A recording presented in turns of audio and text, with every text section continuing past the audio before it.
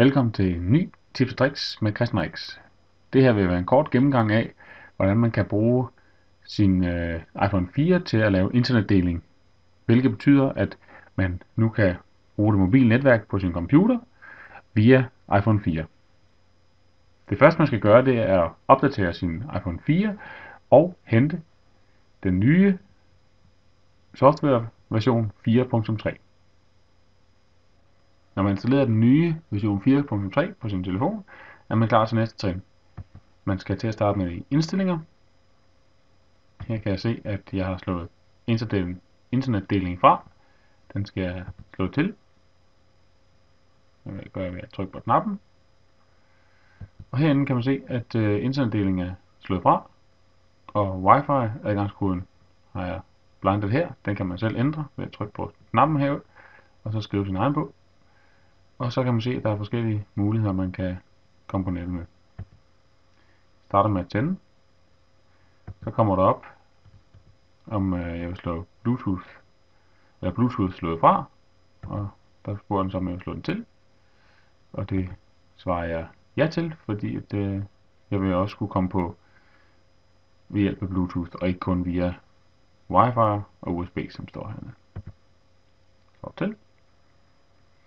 Og så er vi sådan set klar til at parre sammen med computeren. Og jeg går tilbage ved at trykke på home-knappen. Ja, og det sidste vi nu skal for at være færdige, det er at vi skal vælge Wi-Fi.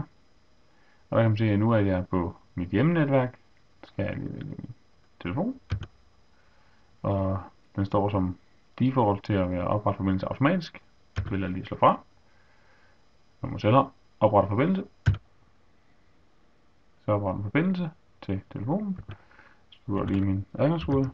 Det er den samme adgangskode, som står på telefonen, og som man til hver tid kan ændre. Tryk OK.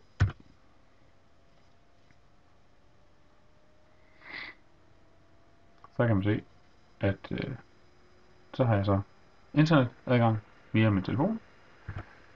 Kan man se her, tilsluttes, og lige fået at jeg faktisk skal gå på net fra telefon.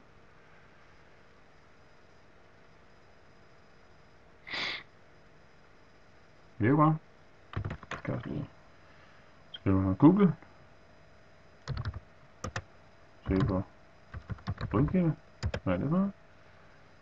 Whoop. Ja. Og komme tilbage til hjemmesiden. Det var alt for den gang.